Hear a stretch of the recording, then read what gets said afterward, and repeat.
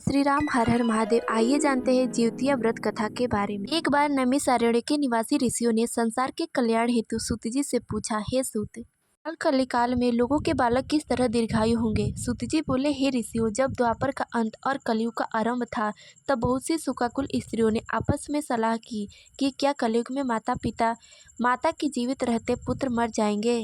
जब उन्हें सबको कुछ निर्णय समझ नहीं आया तब वे सब मिलकर गौतम ऋषि के पास गई और उन्हें मस्तक नवाकर अपने प्रश्नों को रखा। तब गौतम ऋषि बोले, मैं वही उपाय कहूँगा जो मैंने सुन रखा है। जब महाभारत युद्ध का अंत हो गया और क्रूर पुत्र अश्वत्थामा के द्वारा अपने पुत्रों को मारा देखकर सभी पांडव अत्यंत ही ज्यादा दुखी हुए। तब पुत्र शोक से व्याकुल होकर द्रौपदी अपनी सखियों के साथ ब्राह्मण श्रेष्ठ धौम्य ऋषि के पास गई और बोले, हे ऋषिवर, कौन से व्रत करने से बच्चे दीर्घायु होंगे, हमारे पुत्र दीर्घायु होंगे। तब धौम्य ऋषि बोले, सतयुग में सत्य वचन बोलने वाला, सत्याचरण करने वाला समदर्शी जिमुतवाहन नामक एक राजा था। एक बार वह अपनी पत्नी के साथ अपने ससुराल गया और वहीं रहने लगा। एक समय आधी रात को पुत्र शोक से व्याकुल कोई स्त्री रोने लगी क्योंकि उसका पुत्र मृत्यु को प्राप्त हो चुका था। उस औरत की करुण पुकार सुनकर राजा दिमुतवाहन का हृदय मानो विदीर्ण हो गया। राजा तत्काल उस स्त्री के पास गए और बोले कि हे माता, तुम्हारा पुत्र कैसे मृत्यु को प्राप्त हो गया। तब उस बूढ़ी स्त्री ने कहा कि गरुड़ प्रतिदिन हमारे गांव आता है और एक एक बच्चे को खा जाता है। तब वह राजा बोले, हे माता, तुम चिंता न करो, तुम आनंद से रहो, मैं तुम्हारे बच्चे के प्राण की रक्षा करूंगा। इतना कहने के बाद वह राजा उस स्थान पर गया जहाँ गरुड़ प्रतिदिन आकर बच्चों का मांस खाया करता था। उस समय गरुड़ राजा पर टूट पड़ा और मांस खाने लगा। जब अतिशय तेजस्वी गरुड़ ने राजा का बायां अंग खा लिया तब राजा ने झटपट अपना दाहिना अंग गरुड़ के सामने रख दिया। यह देख गरुड़ जी बोले, तुम कौन हो, मनुष्य तो नहीं जान पड़ते। तब पीड़ा से व्याकुल राजा ने कहा, हे पक्षीराज, इस तरह के प्रश्न करना व्यर्थ है, तुम अपनी इच्छा भर मेरा मांस खाओ। यह सुनकर गरुड़ रुक गए और उन्होंने आदर सहित राजा से राजा का नाम व कुल का नाम पूछा। राजा ने कहा, हे पक्षीराज, मेरी माता का नाम सभ्या है और पिता का नाम अलिवाहन है। मेरा नाम जिमुतवाहन है और मेरा जन्म सूर्यवंश में हुआ है। राजा की दयालुता देखकर पक्षीराज गरुड़ बोले, हे महाभाग, तुम्हारे मन में जो अभिलाषा है वह वर मुझसे मांगो। तब राजा ने कहा, हे पक्षीराज, यदि आप मुझ पर प्रसन्न हैं और मुझे वर देना ही चाहते हैं तो यह दीजिए कि आज तक आपने जितने भी लोगों का मांस खाया है वे सभी जीवित हो जाएं। और हे स्वामी, आज से आप किसी भी बालक का मांस न खाएं और इतनी एक कृपा और करें कि जो जहाँ जन्म ले वह बहुत दिनों तक जीवित रहे। तब पक्षीराज गरुड़ राजा को आशीर्वाद देकर स्वयं अमृत लेने के लिए नागलोक चले गए। वहां से पक्षीराज गरुड़ अमृत लेकर आए और उन मरे हुए हड्डियों पर उस अमृत को छिड़का। अमृत के बूंद पड़ने से सभी लोग जीवित हो गए। राजा के त्याग और पक्षीराज गरुड़ की कृपा से सभी लोगों का कष्ट दूर हुआ।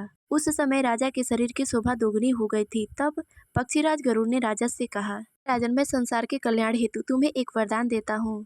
आज अश्विनी कृष्ण सप्तमी के रहित शुभ अष्टमी तिथि है। आज ही के दिन तुमने यहाँ की प्रजा को जीवन दान दिया है। ये वत्स, अब से यह दिन ब्रह्म भाव हो गया है। जो मूर्ति भेद से विविध नामों से विख्यात है वही तीनों लोकों में पूजित दुर्गा अमृत प्राप्त करने के अर्थ में जीवित पुत्रिका कहलाई। इसीलिए जो स्त्रियां इस दिन जीवित पुत्रिका की और कुश की आकृतियां बनाकर तुम्हारी पूजा करेंगे तो दिनों दिन उनका सौभाग्य बढ़ेगा और वंश भी बढ़ेगा।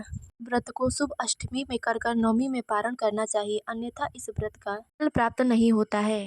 राजा जिमुतवाहन को इस तरह का वरदान देकर पक्षीराज गरुड़ जी कुंड धाम को चले गए और राजा अपनी पत्नी सहित अपने नगर को वापस आ गए। तब धौम्य ऋषि बोले, हे देवी, मैंने ये अतिशय व्रत तुम्हें बतलाया है। इस व्रत को करने से संतान की आयु दीर्घायु होती है। हे देवी, तुम भी पूरे विधि विधान के साथ इस व्रत को करो तथा माता दुर्गा की पूजा करो तो तुम्हारी जो भी मनोकामना है वो सभी पूर्ण हो जाएंगे। धौम्य ऋषि की बात सुनकर द्रौपदी के मन में एक अभिलाषा की प्रकाश उत्पन्न हुई। तब द्रौपदी ने कुल स्त्रियों सहित यह व्रत पूरे विधि विधान के साथ किया। गौतम ऋषि ने बताया कि इस व्रत के महत्व और इसकी कथा को किसी ने सुन लिया और उसने अपनी सियारिन सखी को इस व्रत के बारे में बताया। इसके बाद पीपल वृक्ष की शाखा पर बैठकर उस चील ने और खेत में बैठकर उस सियारी ने भी यह व्रत किया। फिर वही चील किसी उत्तम ब्राह्मण के मुख से जीवितवाहन भगवान की व्रत कथा सुन आई। खेत में बैठी हुई अपनी सियारिन सखी को इस कथा को सुनाया। अभी सियारी ने आधी कथा सुनी ही थी कि तभी उसे भूख लग गई और वह उसी समय सबसे भरे शमशान में पहुंच गई। वहां उस सियारी ने इच्छा भर मांस का भोजन किया, जबकि चील बिना कुछ खाए पिए ही रह गई और अगले दिन सवेरा हुआ। सवेरे होते ही वह चील गौशाला में गई और वहां उसने गाय का दूध पिया। इस तरह नौमी तिथि को उस चीले ने पारण किया।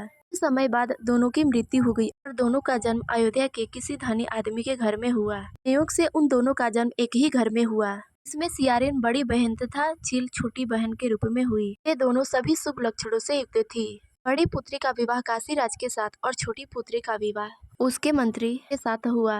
वह जन्म के कर्म फलों के कारण बड़ी बहन जिस भी संतान को जन्म देती वह मृत्यु को प्राप्त हो जाता, जबकि छोटी बहन अपने पूर्व जन्म के कर्म फलों के कारण 8 तेजस्वी संतानों को जन्म दिया, क्योंकि आठों की आठों संतानें जीवित रही। रानी ने अपने बहन के सभी पुत्रों को जीवित देखकर जल उठी तथा अपने पति से बोली कि अगर तुम मुझे जीवित देखना चाहते हो तो इस मंत्री के पुत्र को भी वही भेज दो जहाँ मेरे सभी पुत्र गए हैं, अर्थात इन्हें मृत्यु के पास पहुँचा दो। यह सुनकर राजा ने अपने मंत्री के सभी पुत्रों को मारने के लिए अथक प्रयास किए, परंतु मंत्री के पत्नी के जीवित पुत्री का व्रत के बल से वे सभी पुत्र जीवित बच जाते। इन राजा ने अपने कुछ सैनिकों द्वारा उन सभी पुत्रों का सिर कटवाकर एक बक्से में रख लिया और वह बक्सा उन बच्चों के माता अर्थात मंत्री की पत्नी के पास भेज दिया। वह बक्सा मंत्री की पत्नी के पास गया तब वह आठों सिर बेशकीमती हीरे जवाहरात के रूप में बदल गए और वे आठों पुत्र भले चंगे अपनी माता के पास आ गए। न सभी 8 पुत्रों को जीवित देखकर राजा की पत्नी को बड़ा ही आश्चर्य हुआ। अंत में हार कर वह अपनी बहन यानी कि मंत्री की पत्नी के पास आई और पूछा, हे बहन, तुमने ऐसा कौन सा व्रत किया है जिससे कि तुम्हारे बेटे को बार बार मारने पर भी वे जीवित बच जाते हैं। तब मंत्री की पत्नी ने कहा, हे बहन, पिछले जन्म में एक चील थी और तुम एक सियारिन थी। हम दोनों ने मिलकर जीवित पुत्रिका का व्रत किया था। ने व्रत को बीच में ही खंडित कर मांस खा लिया था, जबकि मैं दिन रात उपवास रहकर अगले दिन नौमी तिथि में पारण किया था। हे बहन, तुम्हारे पिछले जन्मों के कर्मों के दोषों के कारण ही तुम्हारे पुत्र जीवित नहीं बचते। हे बहन, अभी तुम जीवित पुत्रिका का व्रत करो जिससे कि तुम्हारी संतान जीवित रहे। राजा की पत्नी मंत्री की पत्नी के कहे अनुसार विधि पूर्वक पूरे नियम के अनुसार जीवित पुत्रिका का व्रत की। इसके बाद से उसके पुत्र जीवित हुए और बड़े होकर राजा बने। इतना कहने के बाद सूत जी बोले, हे ऋषियों, संसारों को आनंद देने वाला सबसे उत्तम व्रत मैंने यह बतलाया है जिससे कि संतान की दीर्घायु हो सके। भी स्त्री अपने संतान को चिरंजीवी देखना चाहती है वे सभी इस व्रत को अवश्य करें और विधि पूर्वक इस व्रत को करके कथा अवश्य श्रवण करें जिससे कि जीवित महान भगवान तथा माता की कृपा सदैव उन पर और उनके संतान पर बनी रहे। इस वीडियो में बस इतना ही। मिलता है अगले वीडियो में, तब तक ले जाए श्री राम। हर हर महादेव।